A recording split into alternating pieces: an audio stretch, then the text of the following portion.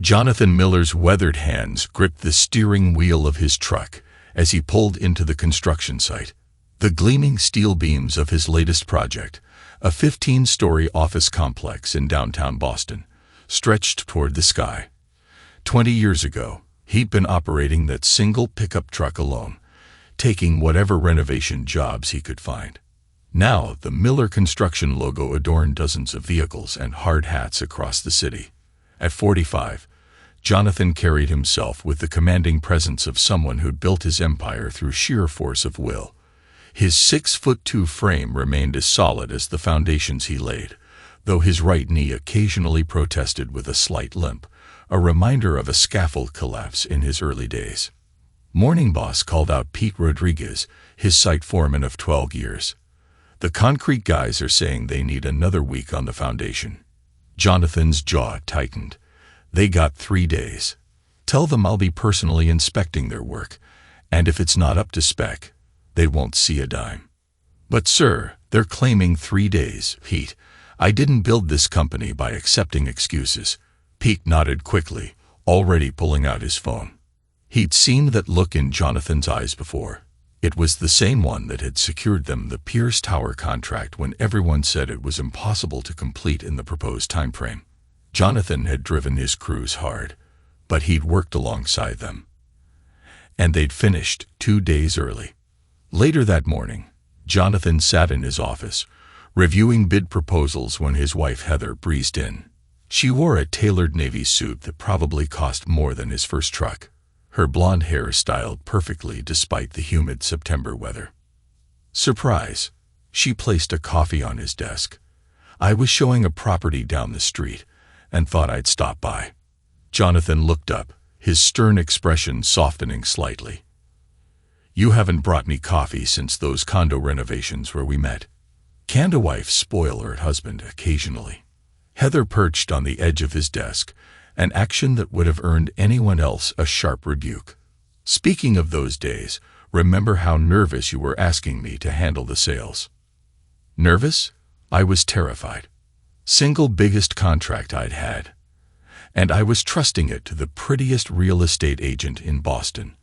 And I sold every unit within 3 months.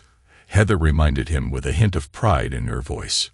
We made quite the team. Still do. Jonathan reached for her hand, his calloused fingers contrasting with her manicured ones. How's the Apex development listings going? Something flickered across Heather's face, but her smile remained steady. Ryan and Daniel are ambitious. They're pushing hard to expand their portfolio. Ryan and Daniel now, is it? Not the Thompson brothers anymore. We work closely, John. It's natural to be on a first-name basis with clients. She stood, smoothing her skirt. Speaking of which, I have a showing in 30 minutes. Oh, and don't forget, Ashley wants to talk about her BU plans over dinner tonight. Jonathan nodded, already turning back to his paperwork. I'll be home by 7. Make it 6:30. She's excited about this. Heather leaned down to kiss his cheek, her expensive perfume lingering after she left. The afternoon brought Michael Foster, his best friend since their days throwing rocks at trains in South Boston. Now a detective with Boston PD's white-collar crimes unit, Michael still carried himself with the same street-smart alertness that had kept them both out of serious trouble in their youth. Your concrete suppliers are clean, Michael said without preamble, dropping into the chair across from Jonathan and running them through every database they had. No connections to organized crime. No history of kickbacks. Jonathan pushed aside the bid documents. Someone's undercutting us. Mike. 3rd contract this month. We've lost to Apex, even though our numbers were lower. The Thompson brothers. Michael's eyes narrowed. They come up in a few conversations at the precinct, but nothing solid. Everything about them feels wrong. They appeared out of nowhere 2 years ago, with deep pockets and deeper connections. Now they're winning bids before we even submit our numbers. Want me to dig deeper? Jonathan shook his head. Not yet. Could be I'm just being paranoid because Heather's handling their properties. How's that going? Heather's selling for the competition. She says it's just business. Jonathan's tone made it clear he wasn't entirely convinced. Been a lot of late meetings lately. Client dinners, networking events. Michael leaned forward. You want me to know? Jonathan cut him off sharply. She's my wife, Mike. 20 years of marriage means something. 20 years is a lot to throw away. Michael agreed carefully, but it's also a lot to take for granted.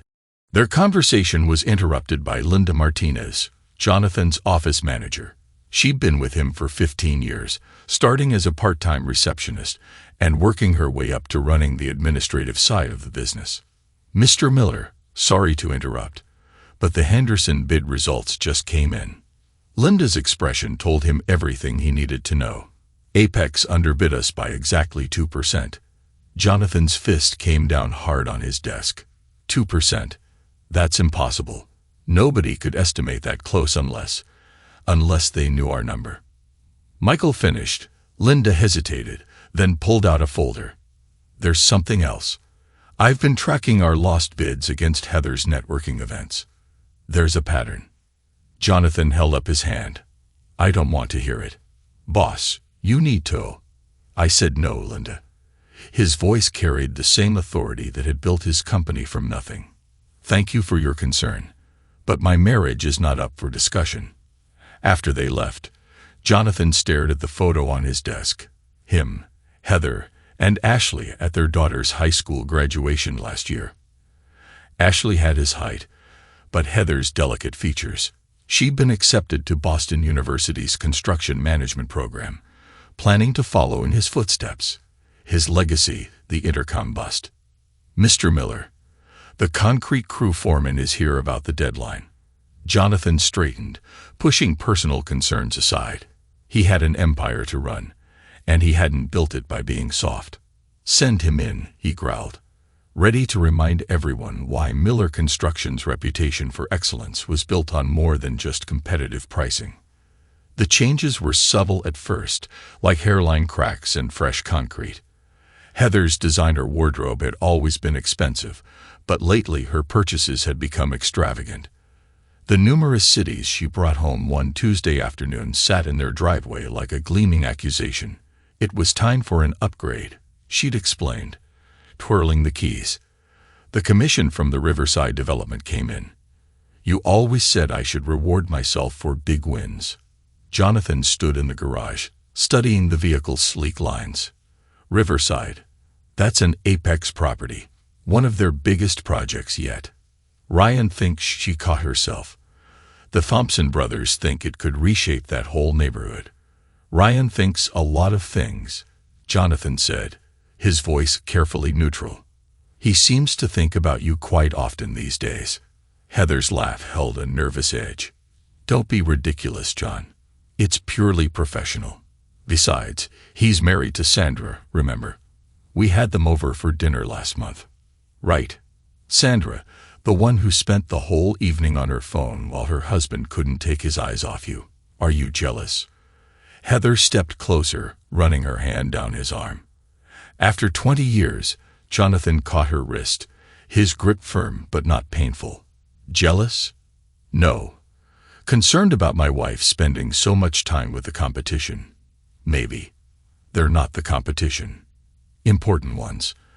And these networking events are crucial for building relationships. Relationships, Jonathan repeated, like the one you're building with Ryan Thompson. Don't. Heather's tone turned sharp. Don't you dare question my loyalty. I've been by your side since you were nothing but a guy with a truck and big dreams. And now you're successful. Respect it. Everything you wanted to be. She softened her voice. Everything we worked for together. The conversation was interrupted by Ashley bounding into the garage, her long dark hair swinging. Mom, Dad, look what came. She waved a thick envelope bearing the Boston University logo. Jonathan watched his wife's expression shift seamlessly into proud mother mode. The tension of moments before vanished as if it had never existed. Your housing assignment? Heather asked, all attention now on their daughter. Better. I got into the honors program for construction management. Professor Williams said my application was one of the strongest they'd seen. He specifically mentioned my internship experience with Apex last summer.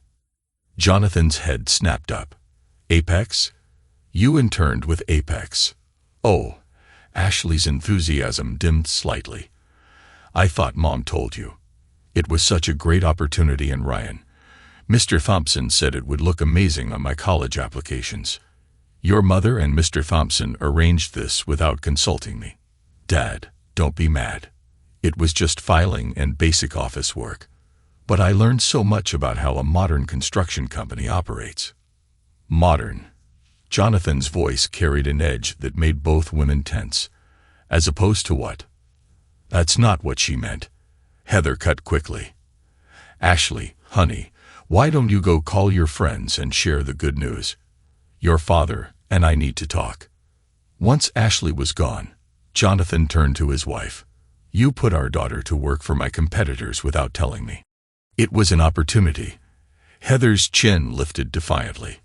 One that clearly paid off. Or would you rather she learned the business from your foreman and concrete suppliers? Those foremen and suppliers built this family's future. Built the life you seem so eager to distance yourself from lately. Distance myself? Heather laughed bitterly. I'm trying to ensure our daughter has every advantage. The construction industry is changing, Jonathan. It's not all handshakes and hard hats anymore. No, apparently it's networking events and secret internships now. They weren't secret. You were just too busy with your precious job sites to notice what was happening in your own home. The words hung between them, heavy with implications neither was ready to voice. Finally, Jonathan spoke, his tone controlled. I have a site inspection. Don't wait up. He spent the next few hours walking the Pierce Tower project, checking every weld, every joint, every detail that had made Miller Construction synonymous with quality. The workers gave him a wide berth, recognizing the dangerous glint in their boss's eyes. Linda found him there as the sun was setting, clipboard in hand and concern on her face. Boss, we need to talk about the Henderson contract. I told you, this isn't about your wife. Linda interrupted, earning a sharp look that would have cowed most employees. But Linda had earned the right to speak freely. This is about the numbers. I've been reviewing all our lost bids from the past year. The pattern isn't just suspicious anymore. It's impossible. She handed him a spreadsheet. Every contract we've lost to Apex has been underbid by 1 to 3%. Not 5, not 10, just enough to win, but not enough to raise red flags. Jonathan studied the numbers, his expression darkening. They need to know our exact bids to manage this level of precision. Yes, Linda said quietly, they would. The implications hung in the air like dust from a demolition site. Jonathan folded the paper carefully and placed it in his pocket. Thank you, Linda. That will be all. Mr. Miller, she hesitated, whatever you're thinking of doing, be careful. The Thompson brothers. They have connections we don't understand. He gave her a smile that didn't reach his eyes. Go home, Linda. Kiss your kids. Some storms are better watched from a distance. After she left, Jonathan pulled out his phone and dialed a familiar number. Mike, remember when you offered to dig deeper? I think it's time. The damp weather had Jonathan's knees screaming by late afternoon. He'd spent the morning inspecting the foundation work at the Pierce Tower site, getting down into the trenches himself to verify the concrete mix and rebar placement. His crews had watched with a mixture of respect and fear. He pointed out 3 violations that would have compromised the entire structure. Fix it, he'd ordered, his voice carrying across the site. Tear it out and start over if you have to. But it gets done right. The foreman had started to protest about costs and delays, but one look at Jonathan's expression had silenced him. Everyone knew the stories about contractors who tried to cut corners on Miller construction projects. None of them worked in Boston anymore. Now, driving home earlier than usual, Jonathan replayed his conversation with Linda. The spreadsheet felt like it was burning a hole in his pocket. Each number a nail in a coffin he wasn't ready to open. He pulled into his driveway, noticing Heather's numerous Sadies was missing. Another networking event, no doubt. The house was quiet as he entered, but voices drifted down from upstairs. Ashley's room. He recognized Heather's laugh, then paused. She was supposed to be at a client meeting. Jonathan moved silently up the stairs, years of job site inspections having taught him which floorboards would betray his presence. The door to Ashley's room was partially open, warm light spilling into the hallway. "I can't believe he didn't even question the internship," Ashley's voice carried clearly. "God, he's so stupid." "Your father sees what he wants to see," Heather replied, amusement evident in her tone. "Remember when he actually believed I was taking tennis lessons last summer?" "You mean when you were really at Ryan's beach house?" Ashley's giggle held a cruel edge that made Jonathan's fists clench.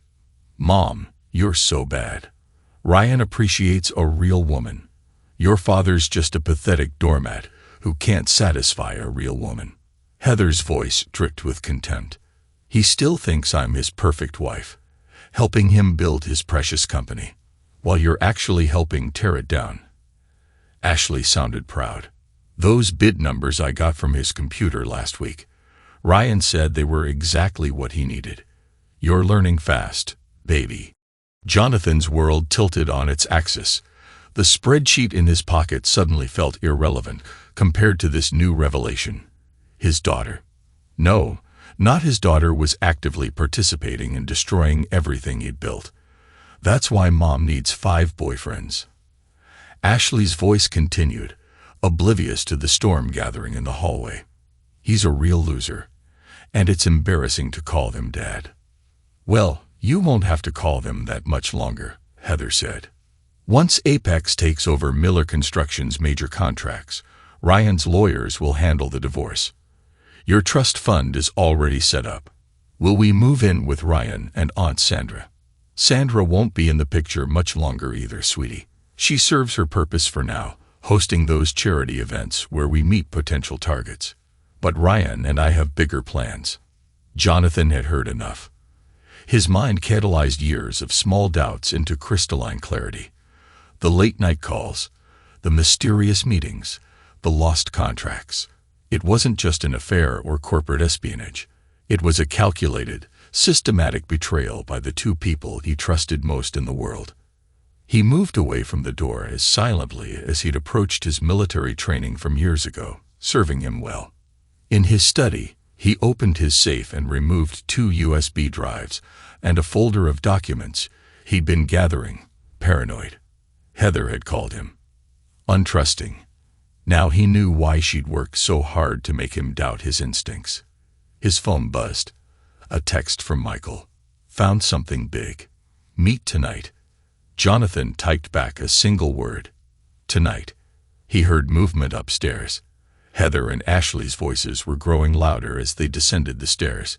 He quickly accessed his computer, initiating the program he had written months ago when the first suspicions began. In seconds, every file was encrypted. Every password changed. "Let them try to access my data now." "John," Heather's voice called out, "you're home early." He took a deep breath, straightened his shoulders, and opened the study door. The man who walked out was not the same one who'd entered the house an hour ago. That man had been concerned, suspicious, but still clinging to hope. This man had ice in his veins and vengeance in his heart. Traffic was light. He replied evenly, watching their faces. Both showed perfect smiles, perfect concern, perfect lies. "How was your client meeting?" "Canceled at the last minute," Heather said smoothly. "I was just helping Ashley with her college planning." "College planning," Jonathan repeated. "Yes, I suppose that's very important. Making sure everything's in place for the future." "Dad, are you okay?" Ashley stepped forward, concern in her eyes, the same eyes that had just gleamed with mockery minutes ago. "You look tired." "I'm fine," he answered, his voice carrying no hint of the rage and betrayal churning beneath the surface. "Just thinking about foundations." "Foundations." Heather's perfectly manicured eyebrow rose. "Yes." Jonathan smiled.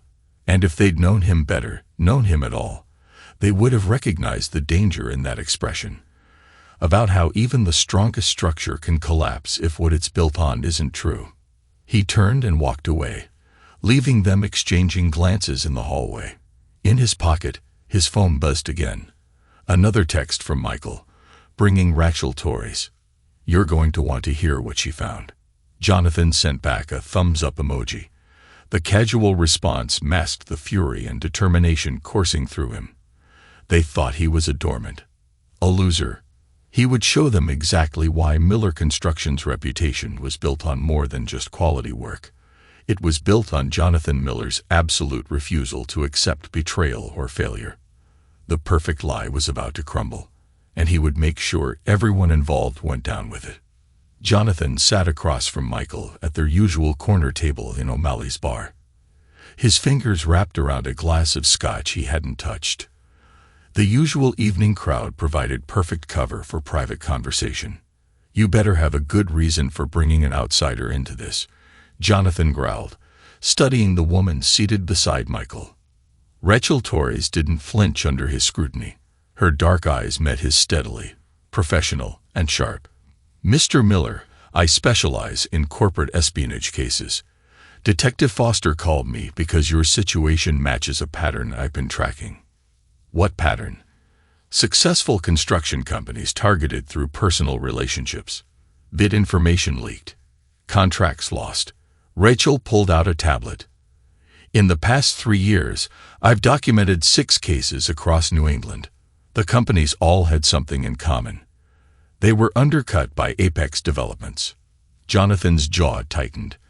"And the personal relationships?" "Usually the wife," Rachel said bluntly. "Sometimes a key employee. Always someone with access to confidential information. The Thompson brothers are experts at exploiting vulnerabilities." "I don't have vulnerabilities," Jonathan snapped. Michael leaned forward. "John, remember that subcontractor last year who tried to substitute inferior steel on the Madison project? What did you do?" "I blacklisted him from every major construction project in Boston." "Exactly. Because nobody screws with Jonathan Miller's business." Michael's voice softened slightly. "But this isn't just business anymore, is it?" Jonathan finally took a drink. "The scotch burns less than the truth." "No, it's not. Something about your wife's story never sat right with me." Michael admitted. The timing of her involvement with Apex, the sudden lifestyle changes. "Let us help you uncover what's really happening." Rachel pulled out several photographs. These were taken at various networking events over the past 6 months. "Notice anything interesting?" Jonathan examined the images. They showed elegant charity galas and business functions. In each one, he spotted Heather dressed to kill, talking closely with Ryan Thompson. Sandra Thompson, Ryan's wife, appeared in several photos, but always seemed distracted, often on her phone. "The events are legitimate," Rachel explained. "High-profile charity fundraisers, business association meetings, perfect cover for exchanging information. Mrs. Thompson organizes most of them through her social connections. And my wife is always seated at Thompson's table, always leaving within 10 minutes of him. Different cars, different directions, but ending up at the same destinations." Rachel's tone remained professional. "Would you like to know where?" Jonathan's knuckles whitened around his glass. "Tell me everything." Over the next hour, Rachel laid out her preliminary findings. Bank statements showing unexplained deposits to Heather's personal account. Phone records revealing patterns of calls and texts. Surveillance photos documenting meetings that had nothing to do with real estate. "The networking events are just the surface," Rachel concluded. "They're running a sophisticated operation. Your wife isn't just associating with Ryan Thompson. She's part of their scheme. The commission bonuses she claimed are coming from multiple accounts, payments for inside information about Miller Construction's bids." Michael produced a stack of documents. "We pulled files on other cases involving Apex. They always follow the same playbook.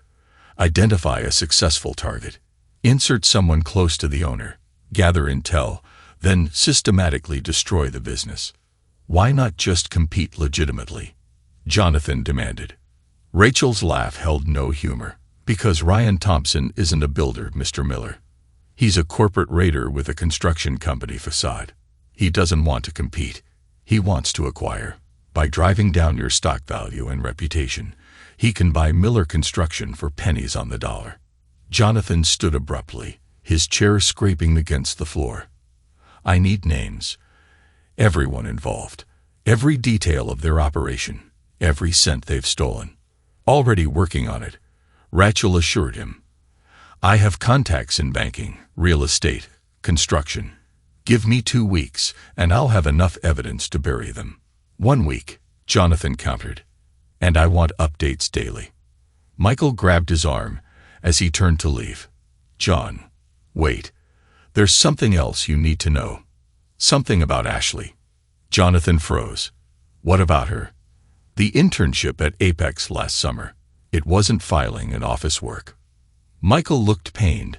She had access to your company's computer systems. We think she might have been gathering information. Jonathan finished, his voice deadly quiet. My own daughter. Spying for them. Rachel cleared her throat.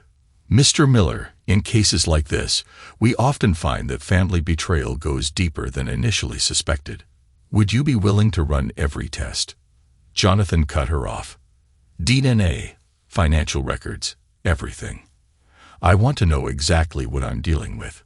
As he strode out of the bar, Michael called after him. What are you going to do? Jonathan didn't turn around. I'm going to do what I do best, Mike. I'm going to tear down everything they've built, and when I'm done, there won't be enough left to rebuild. The next week passed in a blur of revelations, each one driving the knife deeper.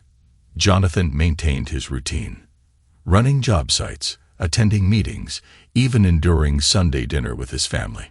But behind the facade, an investigation was unfolding that would shatter his world forever.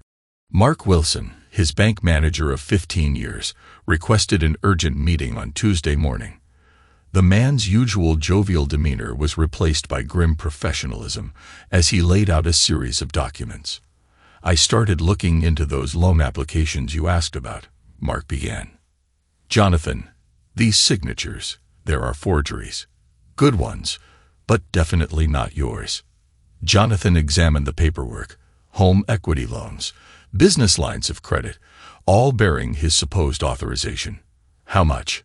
Almost $2 million. The funds were transferred to offshore accounts within hours of approval.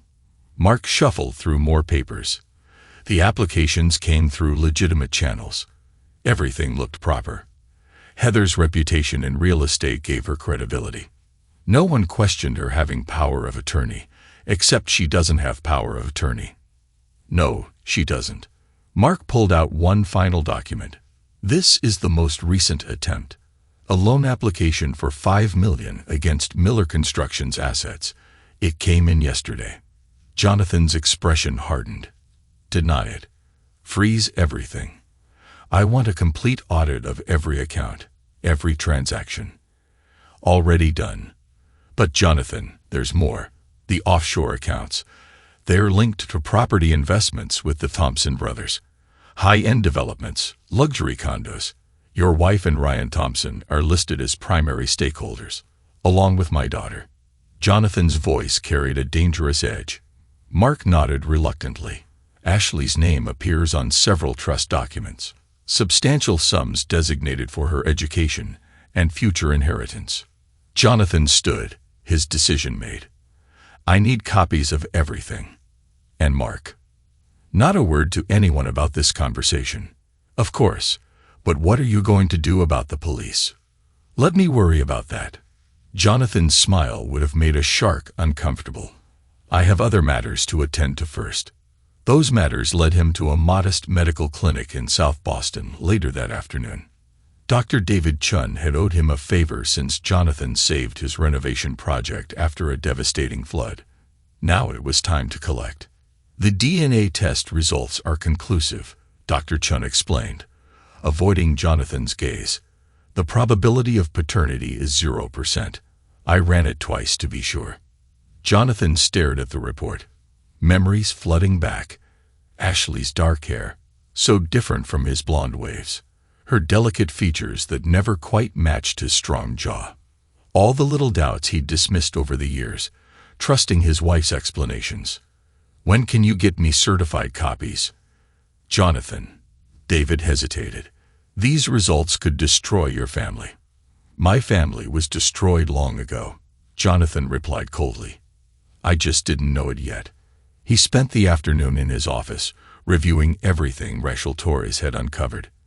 Ashley's involvement went far beyond harsh words or teenage rebellion. She'd been accessing his computer system since she was 16, harvesting data about bids, contracts, and client lists. The timestamps matched perfectly with Miller Construction's lost contracts. Linda Martinez knocked on his door around 6, her face pale. "Boss, you need to see this." She played a security video from the previous week. It showed Ashley entering the office late at night, using Heather's access card. The timestamp matched the latest stolen bid information. "There's more," Linda continued. "That donation to Boston University's construction management program. It came from Ryan Thompson. $2 million. Earmarked specifically for special admissions considerations." Jonathan's laugh held no humor. "So even her college acceptance was part of their scheme. What do you want me to do?" "Nothing," Linda replied. "Continue gathering evidence. Document everything, but don't let them suspect we know." That evening, he sat in his study, surrounded by proof of 2 decades of lies. His phone buzzed, Rachel Torres with another update. "Mr. Miller, we found something big. The scheme goes beyond just your company. Sandra Thompson. She's been running this operation for years.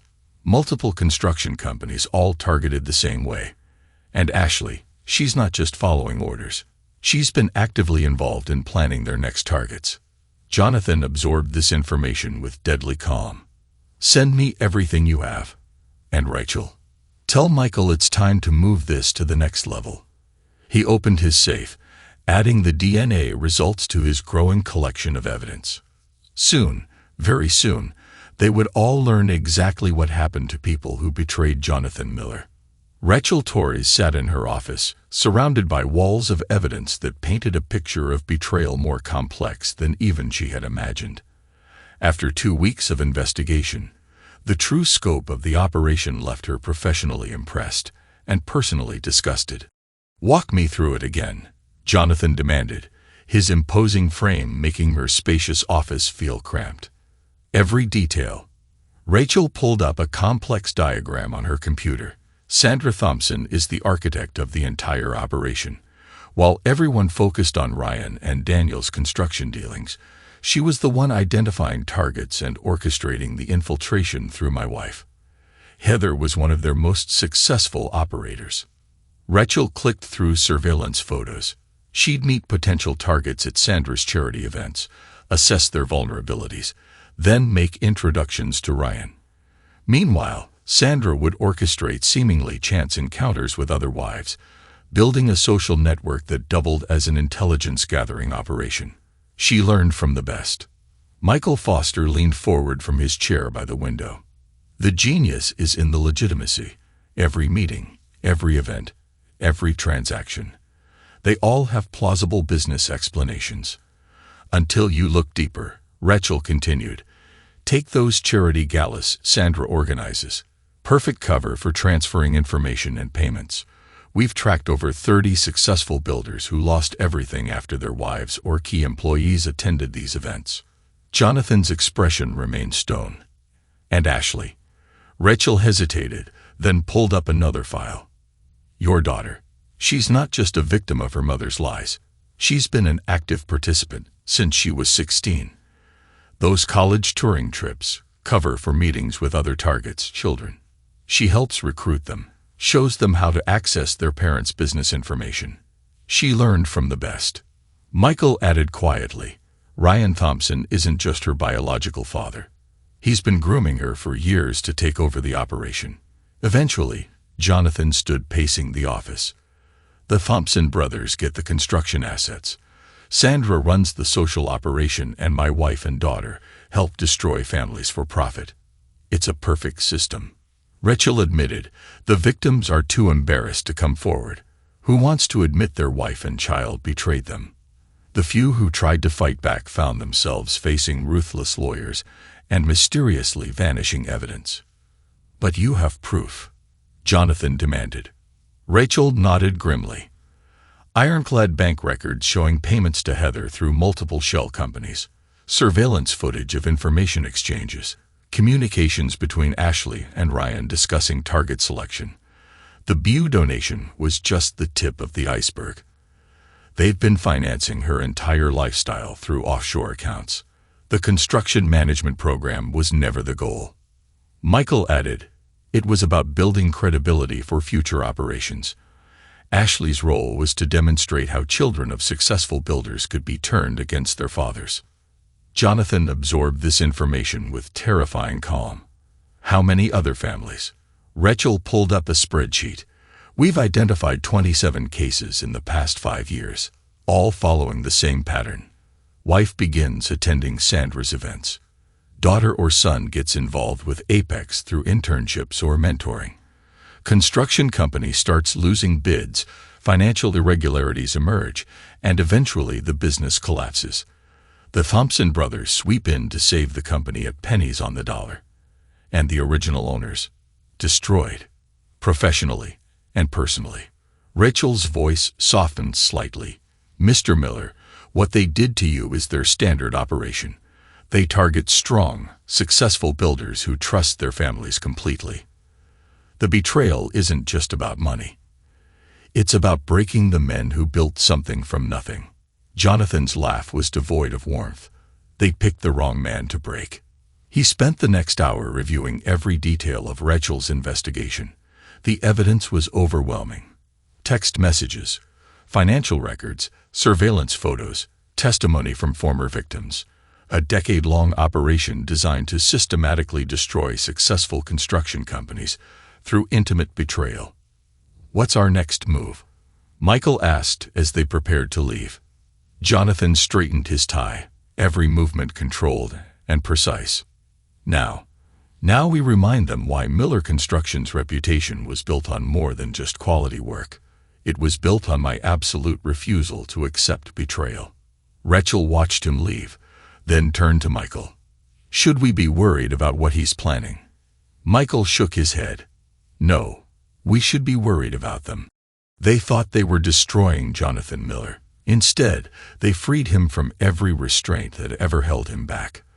The door closed behind them, leaving Rachel alone with her evidence of a conspiracy that had destroyed dozens of families. But as she began preparing the federal case files, she couldn't help wondering if the Thompson family truly understood what they'd unleashed by betraying Boston's most unforgiving builder. The conference room at Boston PD's Financial Crimes Unit hummed with activity. Jonathan Miller stood at the head of the table, commanding attention just as he did on his construction sites. Around him sat the team he'd assembled: Michael Foster, Rachel Torres, Mark Wilson, and Linda Martinez. "Everything's in place," Michael announced, spreading files across the table. "We've documented every illegal action, every forged document, every stolen bid. The federal prosecutors are ready to move." Rachel Torres pulled up financial records on the wall screen. "The money trails are ironclad. We've traced payments from Apex through 7 different shell companies. Each one leads back to the Thompsons." "Mark." Jonathan turned to his bank manager. "All the fraudulent loans have been flagged." Mark confirmed, adjusting his glasses. "We've got proof of forgery on 16 different documents. The Banking Commission is already investigating." Linda stepped forward with her own stack of papers. "These came in this morning. 3 former Apex employees are willing to testify. They've provided emails, text messages, and internal memos. Everything's showing how the scheme worked." "Other victims," Rachel reported. "Other construction company owners have come forward, all with similar stories. Sandra Thompson organized charity events. Heather made the introductions and Ryan swooped in for the kill. The pattern goes back at least 5 years, but none of them fought back." Michael added, "They were too ashamed, too broken. You're the first one who's turned the tables. Jonathan's laugh held no humor, because they didn't have 20 years of rage to fuel them. What about Ashley's college admission? Linda pulled out another document. Boston University's internal review is complete. They've confirmed the $2 million donation from Ryan Thompson came with explicit pressure regarding Ashley's admission. The dean of admissions has already resigned. Good. Jonathan checked his watch. The graduation party starts in 3 hours. Everyone knows their roles. Michael nodded. Federal agents will be in position, disguised as catering staff. Local PD has the perimeter secured. Once you make your move, we'll lock down the entire venue. Rachel, I'll be monitoring the Thompson brothers, Jonathan said. She confirmed. The moment they try to access their accounts or contact their lawyers, Mark will be ready to freeze every associated account. The second you give the signal, Jonathan turned to Linda, and you've invited all the right guests, every major developer and contractor in Boston. She confirmed, plus key clients, bankers, and real estate agents. Your entire professional network will witness their downfall. Perfect. Jonathan straightened his tie. By midnight, I want the Thompson empire in ashes, my wife in handcuffs, and my supposed daughter's future destroyed as thoroughly as they tried to destroy mine. John, Michael stepped closer, lowering his voice. Are you sure about this? Doing it so publicly? Jonathan's eyes hardened. They didn't just steal from me, Mike. They tried to break me, made my own daughter spy on me, turned my wife into their weapon. Tonight, everyone learns what happens when you betray Jonathan Miller. The media will be all over this, Rachel warned. A scandal this big, involving prominent families. Let them come. Jonathan cut her off. I want every builder in New England to see what happens to people who think they can destroy a man through his family. He moved to the window, staring out at the city he'd helped build behind him. His team continued preparing their movements, precise and coordinated. They'd spent weeks planning this moment, gathering evidence and positioning pieces. Now it was time for the trap to spring. Linda, he called without turning around. Send the final guest list to Michael's team. I want background checks on everyone. If Ryan or Sandra try to plant any surprises, I want to know. Already done, boss, Linda replied. And I've hired additional security for the venue, ex-military, the catering staff. All vetted. Michael assured him, real federal agents selected for their experience in high-stakes operations. They'll be wired and ready. Jonathan nodded, satisfied. I'd built my empire through attention to detail, and I'd destroy my enemies the same way. No loose ends, no escape routes, no mercy. Rachel, walk me through the financial evidence one more time. I want to be able to quote exact numbers when I confront them. For the next hour, they refined every detail of the plan. Jonathan absorbed each piece of information, committing amounts and dates to memory. He would only get one chance to destroy them publicly, and it had to be perfect. What about Ashley's trust fund? Linda asked. The one Ryan set up was frozen as of this morning, Mark reported, along with all associated accounts. The moment Mr. Miller gives the word, it will initiate a full fraud investigation. She wanted their money. Jonathan's voice carried deadly calm. Let her learn what it means to bet on the wrong father. As the meeting concluded, Michael held Jonathan back. One last thing. Heather's been calling my wife, asking questions. She suspects something's wrong. Good. Jonathan smiled coldly. Let her squirm. By tonight, suspicion will be the least of her worries. He gathered his evidence, the DNA test, the forged documents, the surveillance photos, and placed them in a leather briefcase. Each piece represented a nail in the coffin of those who'd betrayed him. Everything's ready, Linda announced from the doorway. The venue is being swept for surveillance devices. Security is in place. Guests will start arriving at 7. Jonathan checked his watch again. 2 hours until I detonate the bomb that would destroy the Thompson empire, and everyone who'd helped build it. "Then let's go get ready for a party," he said. "I believe I have a graduation speech to deliver." The grand ballroom of the Boston Harbor Hotel buzzed with Boston's construction elite. Crystal chandeliers sparkled above tables draped in white linen, each setting perfect, each arrangement meticulous. Linda had orchestrated every detail to create the illusion of a proud father celebrating his daughter's achievement. Heather worked the room like the expert socialite she'd become. Her designer dress and flawless makeup masked any anxiety she might feel. Ashley stood near the entrance, accepting congratulations from guests. Her practiced smile never wavered. Jonathan watched them both from across the room, noting how they kept glancing at their phones, checking for messages. They knew something was wrong, but couldn't quite identify the threat.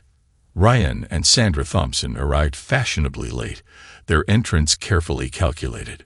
Ryan immediately moved to congratulate Ashley, his hand lingering too long on her shoulder. Sandra drifted toward the bar, phone already in hand. "Everything's in position," Michael murmured, disguised as a security guard. "Federal agents are at every exit. Local PD has the perimeter secured. Just give the signal." Jonathan nodded almost imperceptibly, then moved toward the center of the room. Linda clinked a glass, drawing everyone's attention. "Ladies and gentlemen," she announced, "Mr. Miller would like to say a few words about our graduate." The room quieted as Jonathan took his position. "Many of you have known Ashley since she was a child," he began, his voice carrying to every corner. "I've watched her grow up and shared in her achievements. Tonight, we celebrate her acceptance to Boston University's construction management program." Approving murmurs rippled through the crowd. Ashley beamed while Heather touched her daughter's shoulder possessively. "It's traditional at times like these to talk about legacy," Jonathan continued, "discussing passing on our values, our traditions, our blood to the next generation." Something in his tone made Heather stiffen. Ryan Thompson shifted slightly, his hand moving toward his phone. "But what happens when that legacy is built on lies?" He reached into his briefcase. "You have no right to my name," he announced calmly, placing the DNA results on the table. "And you don't need to call me Dad anymore, because I've removed you from my inheritance." Ashley's face drained of color. Heather lunged for the papers, but two waiters smoothly blocked her path. "You never had any right to my name at all. Your real father is right here. Ryan Thompson, who paid for your college admission with stolen money." Ryan started toward the exit, but found his path blocked by Michael and two federal agents who'd shed their catering disguises. "What is this?" Sandra Thompson demanded. "This is what justice looks like. Your husband didn't just steal my wife. He and your whole family orchestrated a scheme to destroy honest builders through seduction and fraud." More agents appeared surrounding the key players. Linda began distributing copies of evidence to the assembled guests. Bank records, forged documents, surveillance photos. "Ashley," Jonathan said, "I'm sure the federal prosecutors will be very interested in how long you've been helping steal corporate secrets." The guests stood frozen, witnesses to the destruction of one of Boston's most prominent families. "Ladies and gentlemen," Jonathan addressed them directly, "I apologize for disrupting the evening, but I believe we all deserve to know the truth about who we're doing business with. The open bar will remain available while you give your statements to the authorities." The aftermath unfolded with the same precision as one of Jonathan's construction projects, each phase carefully planned, each consequence meticulously executed. 1 month after the graduation party, Jonathan sat in his office reviewing the damage reports. Linda had compiled them into a comprehensive document. Heather Miller, Ryan Thompson, and Daniel Thompson faced federal charges for fraud and racketeering. All real estate and contractor licenses revoked pending investigation. Sandra Thompson's charity organization was under federal audit, with multiple victims coming forward daily. He initialed each page, satisfaction coursing through him as he read the details. The Thompson brothers' empire was being dismantled piece by piece. Their projects seized, their assets frozen, their reputation destroyed beyond repair. "Just heard from the FBI," Michael announced. Sandra Thompson told everyone, gave them names of victims going back 10 years, and the money recovery teams are tracking every dollar. The legitimate builders will get restitution. Your testimony helped break it all open. Jonathan nodded, satisfied. "You never answered their letters, Michael," Jonathan observed. "Heather, Ashley, any of them. Nothing to say." He checked the welds on a nearby beam. They made their choices. Now they live with them. As they descended to the ground level, Jonathan paused to instruct his foreman about a minor adjustment. The man jumped to comply. Everyone knows Jonathan Miller accepts nothing less than perfection. "The community center will open on schedule," he told Michael. "A year from today, I want it to stand as a reminder that honest work outlasts any scheme or shortcut." "In the scholarship program you're setting up," Linda mentioned, "for honest students who earn their way.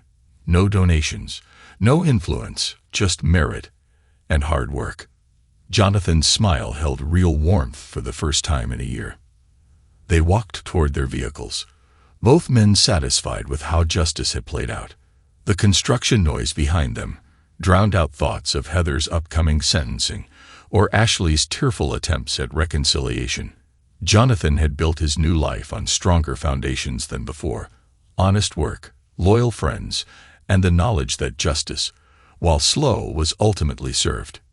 In the end, the man who'd started with a single truck had proven stronger than all the lies and schemes meant to destroy him. "Another inspection tomorrow?" Michael asked as they reached their cars. "Always," Jonathan replied. "Building things right takes constant attention, and I've got a lot more building to do."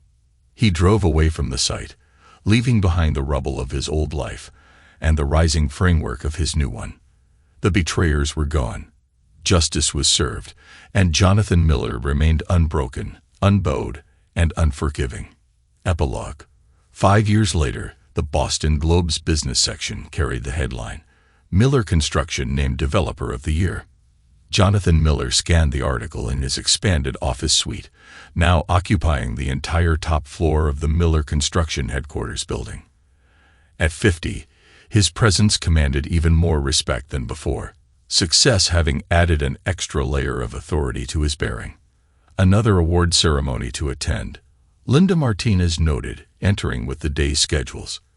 Now CEO of Shield Consulting, the firm she founded with Rachel Torres, she still made time to keep tabs on her former boss's empire.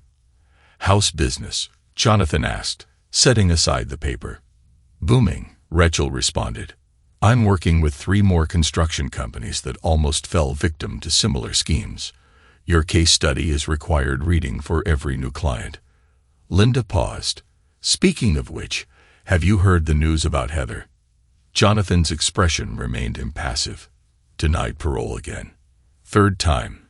The board wasn't impressed by her rehabilitation, especially after what happened with her last appeal. The incident had made headlines in its own right. Heather Miller, former socialite and convicted fraudster, had attempted to win sympathy by claiming abuse and coercion. Her plan backfired spectacularly when Rachel Torres produced recordings of her bragging about the scheme to other inmates. 5 years into a 15-year sentence, Linda continued, "The federal prosecutors say she'll serve every day of it, especially after that stunt. And Ryan Thompson, still in maximum security. The additional victims that came forward after your case added 30 years to his sentence. Daniel turned state's evidence against him last month, trying to reduce his own time." Linda allowed herself a small smile. "The Thompsons aren't so brotherly anymore." Jonathan nodded, satisfaction evident in his posture. "The Thompson empire has crumbled completely. Every project seized, every asset liquidated to pay restitution to their victims. The brothers who'd once ruled Boston's construction scene now share nothing but prison food and mutual recrimination." Sandra Thompson made the society pages again. Linda added, "Spotted working as a shopping mall sales clerk in Nebraska. Quite a fall from charity galas and social engineering." And Ashley. Linda's expression turned serious. Released to minimum security last year after serving 3 years. She's working as a waitress in Chicago under her mother's maiden name. The trust fund Ryan set up was seized. Every penny went to restitution. She tried contacting you again last month. The policy hasn't changed. Jonathan cut her off. No contact. No exceptions. The intercom buzzed. Mr. Miller, Michael Foster is here. Jonathan's expression warmed slightly. Michael entered, now wearing the uniform of a police captain. His work breaking the Thompson case had accelerated his career, though he still made time for their weekly dinners. Just came from a parole hearing, Michael announced, settling into a chair. Remembered James Wilson, one of the builders they destroyed before targeting you. He finally got justice. His testimony kept Heather behind bars where she belongs. How many victims total now? Jonathan asked. 37 confirmed cases across New England. The FBI thinks there might be more, Michael replied. But that's not why I'm here, Michael continued. We got an interesting tip from one of Ryan's former associates. Seems they had operations in other states, and Rachel's already investigating. 3 similar rings identified in New York, Chicago, and Miami. Different players. Same playbook. Sandra Thompson taught them well. Jonathan stood, moving to the window that overlooked his latest project, a 20-story tower rising from the heart of Boston's financial district. Below, Cruz worked with precision, every movement reflecting the standards he built his reputation on. Pass the information to Linda and Rachel, he instructed. Let's Shield Consulting handle it. I'm done with their world. Speaking of done, Michael shifted topics. Heard anything from the lawyers? The divorce was final years ago, Jonathan replied. The marriage annulment came through last month. Legally, Heather Miller never existed. The annulment had been a final twist of the knife, erasing even the memory of our marriage from official records. Jonathan had spared no expense making sure every trace of his connection to Heather and Ashley was severed. The Miller Integrity Scholarship has already put 20 students through construction management programs. Legitimate students, Linda mentioned. This brought a genuine smile to Jonathan's face. The foundation, funded by his share of the restitution money, supports young people who show real talent and ethical character. Each recipient was carefully vetted, their backgrounds thoroughly investigated. No shortcuts, no influence peddling, just merit and hard work. A knock at the door introduced Rachel Torres, tablet in hand. Sorry to interrupt, but you'll want to see this. Just got records from the Miami investigation. She pulled up documents on the conference screen. Rachel explained. They used the same mix of seduction, corporate espionage, and financial fraud. But here's the interesting part, Rachel continued. Some of these cases go back 20 years before the Thompsons. Michael asked. Sandra learned from someone else. We're tracking the connections now, Rachel replied. Your case broke it open, Rachel said. Without you fighting back, none of this would have come to light. Work with the FBI. I want every one of these operations shut down. Use whatever resources you need. Already coordinating with them. Shield Consulting's reputation opens a lot of doors these days. Rachel smiled grimly. Turns out there's a big market for protecting honest businesses from predators. The meeting continued discussing developments and strategies. Jonathan listened, occasionally offering guidance, but mainly letting his team handle the details. He built something new from the ashes of betrayal. Not just a construction empire, but a network dedicated to protecting others from similar schemes. Later that evening, after the others had left, Jonathan reviewed the latest letters from prison. Heather's desperate pleas for forgiveness. Ashley's tearful attempts at explanation. Ryan Thompson's threats and accusations. All unopened, all marked return to sender. The DNA test results remained in his office safe, but he rarely looked at them anymore. They'd served their purpose, shattering the perfect lie that had been his family. Now they were just paper, meaningless compared to the truth he'd built his new life upon. His phone buzzed, a message from the contractor on the community center project. The building he directed in his old neighborhood had become a blueprint for similar projects across the city. Local kids learned trades there, honest work leading to real opportunities. Tomorrow would bring more projects, more challenges, more opportunities to build, Jonathan thought. I've emerged from betrayal stronger than ever. My reputation for uncompromising integrity draws clients and allies who value truth over convenient lies. The sun set over Boston, painting the skyline he'd helped create in golden light. In her prison cell, Heather Miller watched another day pass through steel bars. In a Chicago diner, Ashley Thompson served coffee to strangers who'd never know her past. In maximum security, Ryan Thompson plotted appeals that would never succeed. And in Nebraska, Sandra Thompson folded sweaters and dreamed of lost glory. But in his office atop the Miller construction building, Jonathan Miller planned tomorrow's victories. He'd learned the hardest lesson in business and life. Trust, once broken, could never be repaired. But on that broken foundation, he built something unshakable, a legacy of strength, integrity, and unflinching justice. The intercom buzzed one final time. Mr. Miller, your dinner reservation at O'Malley's is in 30 minutes. Captain Foster is already there. Jonathan gathered his coat. Some traditions remained sacred. Weekly dinners with his best friend, the man who'd helped him expose the truth and survive its revelation. They'd come a long way from throwing rocks at trains in South Boston. As he rode the elevator down, Jonathan reflected on the past 5 years. He'd lost a false family, but gained a real legacy. The Miller name now stood for something more than just construction excellence. It represented the triumph of truth over lies, strength over betrayal, justice over deception. The doors opened to the lobby where Michael waited. "Ready for dinner?" Michael asked. Jonathan nodded, stepping into the evening air. Behind him rose the buildings he'd created. Before him stretched the future he'd chosen. He'd learned that some men broke when betrayed, while others emerged stronger. He'd chosen strength, and that choice had made all the difference. "Let's go," he said simply. "Tomorrow's going to be a busy day. Another day of building. Another day of protecting honest work from dishonest schemes. Another day of showing the world that Jonathan Miller had not only survived betrayal, but had turned it into the foundation of his greatest triumph. The perfect lie had failed. The perfect truth had prevailed.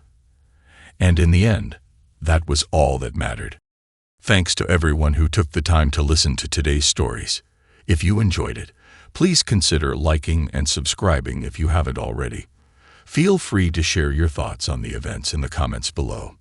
Take care.